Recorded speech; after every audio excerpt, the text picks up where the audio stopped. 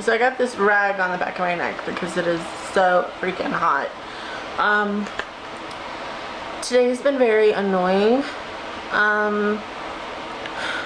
Once again, spending my day waiting for Aziz to get home, and when he gets home, I asked him, I was making like a shake, a drink, and I was like, do you need anything? Because, you know, I was up, I was doing something, you know, does he need anything in the kitchen? Does he need me to do anything for him? Does he need anything, right? Tried to be a good wife. And he's like, no. I was like, how about a hug? Let me give you a hug. And he was laying down, he's like, no, no. And I'm like, excuse me?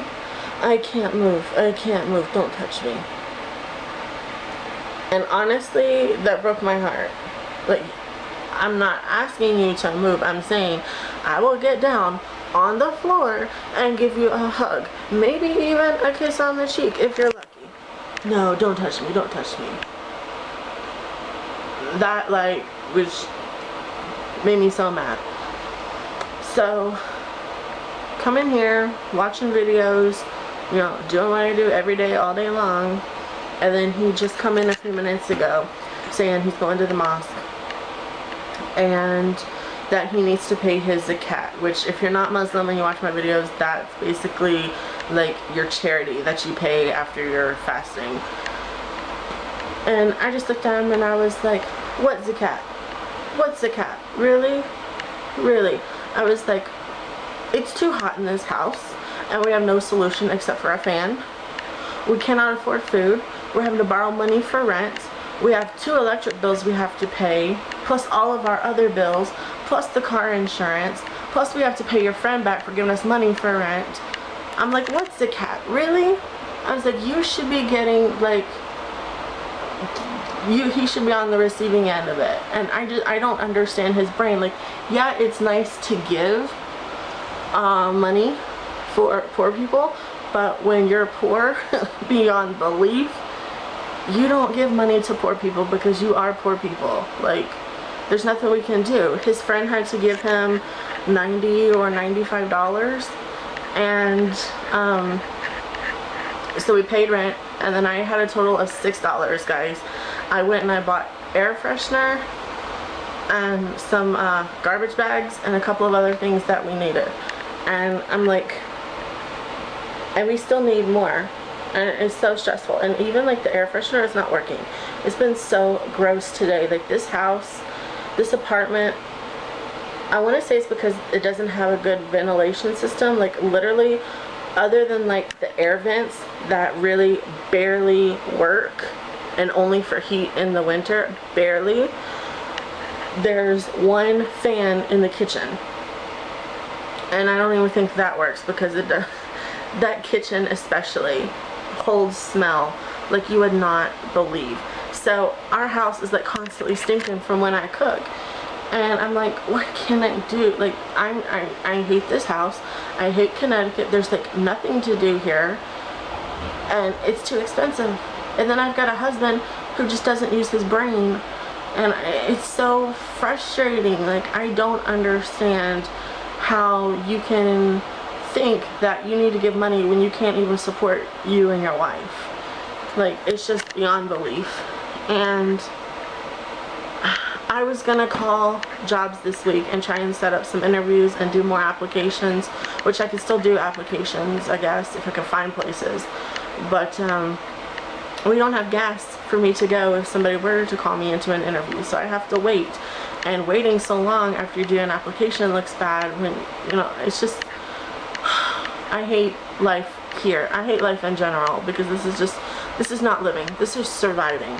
And it is so stressful. Like, I really don't understand. So I feel like I'm about to cry and just explode, especially when he gets home, because that's literally the only time that we spent together today was him telling me, don't touch me, and that he needs money to give to poor people. That's it.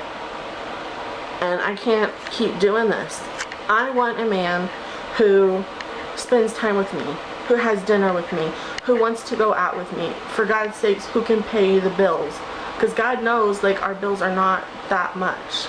Like, our bill this month for everything is going to be around $12.50, I think, which for most people is pretty low. I just need a man who not only enjoys life, but can actually have the means of living a life and not only wanting to spoil a woman and love her and be with her, but wanting all that back for himself, because I'm ready to love and spoil a man who can love and spoil me. You know, I'm tired of giving my love to these guys who just can't amount. They really can't amount, because I don't know. And then you have the whole green card situation. So it's just like, I want a man that sleeps with me. I can't tell you guys how badly I want my legs to intertwine with a man's at night. I can't tell you how bad I want to rub a man's chest at night. Like, and those are just natural things to want, you know? And it's like, your body doesn't necessarily need it, but it is something that you crave, especially as an adult, you know? And it's really hard, because in this situation, I'm starting to feel like he really doesn't love me. And it's really hard, because I already feel like crap because I don't have a job to help out. But I do my best around here, you know? I make sure things are cleaned up, but then he doesn't make sure that he helps me keep it cleaned up. I feel like I'm his maid. And I talked already about the vent system and how it stinks, and no matter how much I clean, like, it doesn't go away. I try to keep the place cool, and then he doesn't even want to be in here. I try to, like, do everything here, and he either doesn't appreciate or doesn't care. And it's getting so tiring, because I feel like I don't have a partner. I feel like I don't have a husband. And it's one of the worst feelings in the world, because I wanted to be married so bad. Like, I wanted that relationship and that partnership, and to, like, live and enjoy life with someone. That was always my thing, is that yes, I wanted to travel, but I wanted to travel with someone, because I like making memories with people, you know, or with another person. And I just don't have that. And I don't think I'm asking for a lot either. I feel like I'm asking for what is normal.